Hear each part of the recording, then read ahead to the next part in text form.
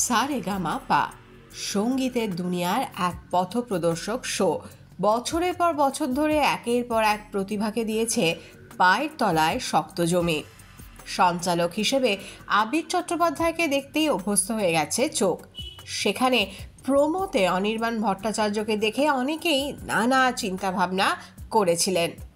Saregamapa legends আসলে কি, শুনে নিন আপনাদের প্রিয় তারকা অনির্বাণের মুখেই।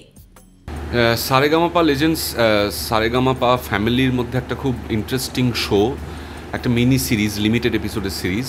কিন্তু তার যে উদ্দেশ্য এবং যেভাবে কাজটা হচ্ছে, এই লোকসঙ্গীত, স্বর্ণযুগের গান, 90s, নিউ এজ, পুরো ভারতীয় মানে সিনেমার সঙ্গীতকে এবং আধুনিক গানকে, মিউজিক অ্যালবামকে কালমিনেট করে এরকম একটা শো, এবং সেখানে যে আমি সঞ্চালনা করার সুযোগ পাচ্ছি, এত মানে কি বলবো, কিংবদন্তি সম শিল্পীদের পাশে স্টেজে দাঁড়ানোর সুযোগ পাচ্ছি, এটা আমার কাছে একটা শিক্ষণীয় এবং একটা দুর্দান্ত রোমাঞ্চকর অভিজ্ঞতা।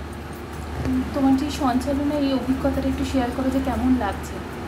খুবই ভালো লাগছে, একটু নার্ভাসও লাগছে, কারণ এই ধরনের ফরম্যাটটাতে তো আমি একটু নতুন।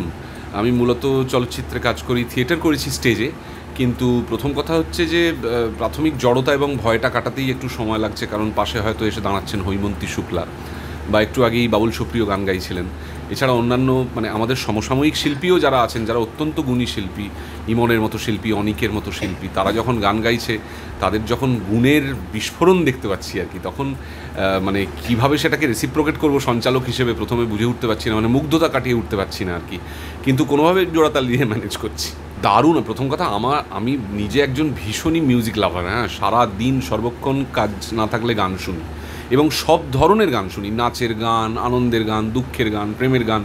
মিউজিকের ক্ষেত্রে আমি নিজে কোনো ব্যারিয়ার মানিও না, আমার কোনো আলাদা করে পছন্দ অপছন্দ নেই, আমি সব শুনি, ইংরেজি, বাংলা, হিন্দি, ভোজপুরি, সব।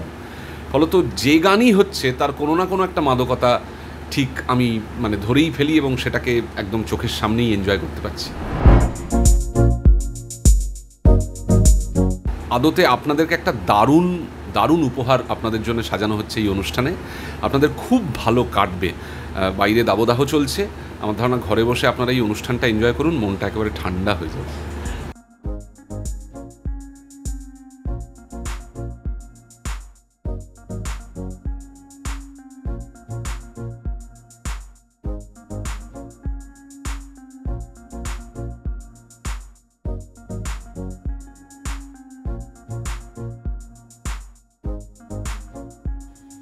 এই সময় ডিজিটাল।